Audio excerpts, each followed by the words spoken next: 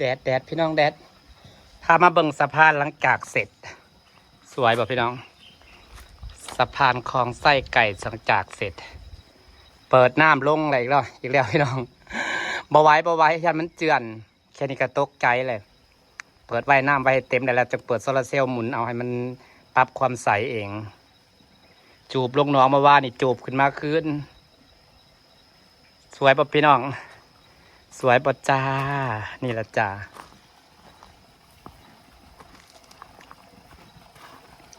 ขอบคลองก็จะเหี่ยวน้ำหยาเนาะถึงแดดด้วยเดียวก็เหี่ยวด้วยหยานี่หมักน้ำเด้อจะเปิดน้ำขึ้น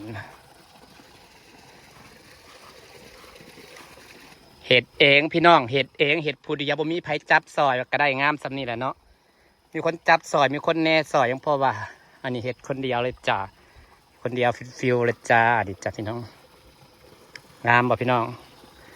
สะพานออกมานี่ออกมานั่งเล่นชิวๆบอลนี่พี่น้อง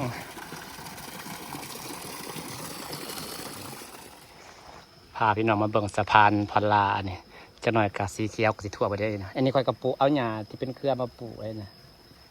สีเขียวนี่จ้าเสร็จไปหนึ่งสะพานประวัติเสร็จนะ1 อันนี่แหละก็อันที่2กับโค้งมานี่ได้พี่น้องแล้วอันที่3นะโค้งมานี่แล้วก็เสร็จเป็นแบบเป็นมุนธรรมะย่างมุนได้นะวิวมันก็งามแต่ว่าเห็ดมือละอันเอา3 มือคือสิแล้วดอกใครมีคนเห็ดซอยกันแล้วว่าอยู่ในเห็ดผู้เดียวพี่น้องนี่อันนี้มะกอกเขาก็เก็บกินไปแล้วเมื่อวานนี่ให้ยอดมันออกตอนนี้ให้ยอดมันเกิดมันใหญ่กอกน้ำ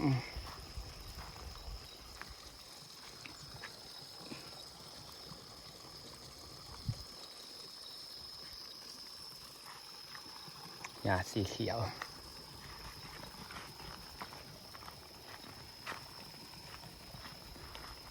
อันนี้เป็นมุมข่างสะพานนะพี่น้องกระสวยเด้เนาะพี่น้องเนี่ยเป็นมุมข่ายนะเดี๋ยวเขามีเอากระถางต้นไม้มาตั้งน้อยๆมาตั้งนี่ขอบมันจัก2 อันพอดีมุมวิวสวยนะงามอยู่เด้เนาะเดี๋ยวถ้าเบิ่งตอนน้ำเต็มมันจะงามสุดเลยตอนรอบแรงนะพี่น้องตอนบรรยากาศดีตอนน้ำเต็มมันจะเป็นอะไรอันนี้เบิ่งตอนนี้ไปก่อนจ้า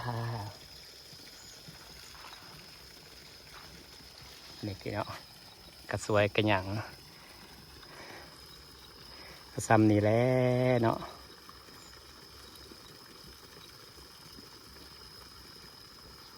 สวยความงามกระซ้ำอะไรซ้ำได้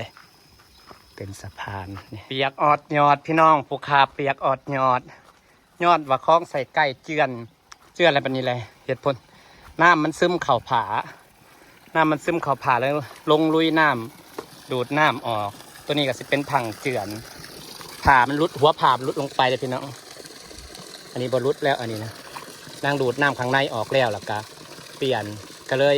มันเจือดลงเป็นสั้นวางพอดีพี่น้องก็เลยเอาบัวมาวางก็เลยได้สั้นวางบัวซะมุมนี้นะเขาไม่ได้เจือนเขาเวลาเจือนเขาน้อยหนึ่งใครแต่เห็นท่านแหละสูบน้ำออกพี่น้องสั้นแหละตาแหละเจือนไหลหลังกันไปเพราะน้ำมันเขาในผาเด้ใครแต่เห็นทันเปียกออบหยอบพี่น้องเอ้ยลุยน้ำดูแลคลอง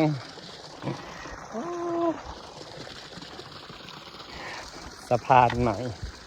สะพานพี่น้องวิวสะพานเขามีวิวสะพานเลยเด้มีวิวสะพานนะจ๊ะบ่อนาเปิดน้ำออกเลยเมื่อวานนี้พอคิดว่ามันถ้าจะไปหัวมันจะเจือดเนาะพี่น้องเนาะเพราะว่ามันดินทรายนะอันนี้หน้ามันบีบไว้เลยหน้ามันบีบผาไว้อันนี้คือหน้าบีบผาไว้ดินทรายเมื่อกี้น้ำเข่าข้างในเต็มเป็นอุโมงค์เลยป้อนเครื่องสูบน้ำลงสูบออกจัดระเบียบใหม่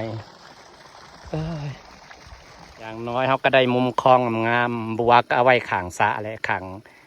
งไอ้สะพานเลยพี่น้องเพราะว่าย่ำบัวขึ้นกะว่าเห็นดอกบัวพ่นขึ้นมาในสะพานเนาะเห็นดอกบัวพ่นมาในสะพานกะแบบขางสะพานพอดีนะดอกบัวก็สีงามเวลาถ่ายรูปมาก็งามพี่น้องน้ำใกล้สีเต็มเลย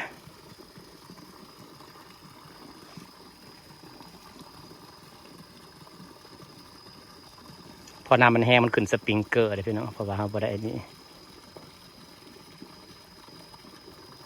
นี่แหละจ้าพี่น้องสิเฮ็ดมือละอันสะพาน3 มื้อพอแล้ว3 มื้อกับ3 อัน3 มื้อ3 อันมาแน่รอบแรกในเศษเพิ่มสิตัดใหม่ไว้จักหน่อยหนึ่งมืออื่นก็ลงมือเฮ็ดจวดเลยจ้ะว่าสิตั้งมุมนั้นอีกสะพานหนึ่งแล้วก็ตั้งมุมนี้แค่ว่าย่างมันนี่ย่างไปนั่นแล้วก็ย่างออกนั่นได้อ่ะนะแต่เขาย่างทะลุทั้งใดก็ได้นะสะดวกสบายนะพี่น้องมีแค่ย่างออกสวนนี่ก็สะดวกสบายไม่ใช่ว่าทำคนเดียวจะไม่แข็งแ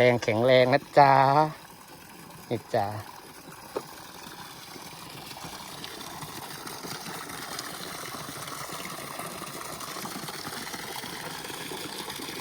พอดีสิเบิ่งน้ำไหลออกท่อระบายพอดีแล้วมันสิไหลพอดีป่ะก็ท่อระบายพี่น้องตั้งท่อระบายนะครับเอาใส่กันซีนจบเจือ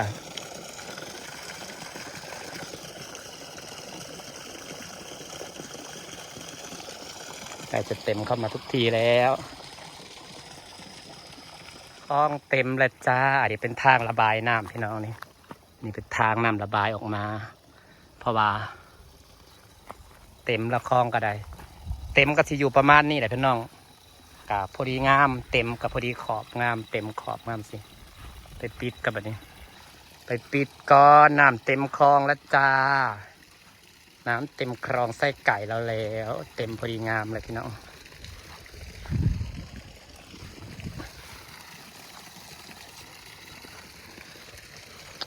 วิวกลับมาเป็นเหมือนเดิมแล้วจ้ะวันนี้เราจะปิดสปริงเกอร์แล้วนะ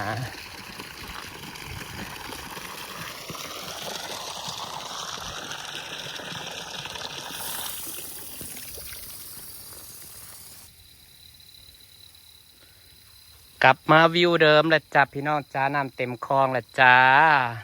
ถ่ายเบิ่งวิวตอนเย็นจะถ่ายวิวให้เบิ่งอีกพี่น้องจะได้ฝากบรรยากาศไว้ซ้ำนี่แหละพี่น้องจ้านี่เลยรูปสะพานใส่เบิ่งมุมสะพานมาแรงถ่ายเบิ่งอีกรอบพี่น้องนี่บรรยากาศบ้านสวนทำตรงนี้ต้นมะพร้าวมันใหญ่มันงามนะเจ้าบางนี่ต้นมะกันก็งามเบิดเลยมาแรงวิวแบบว่าตะเวนตกลินจังสีถ่ายให้เบิ่งนะพี่น้องฝากบรรยากาศไว้ซ้ำนี่แหละจ้า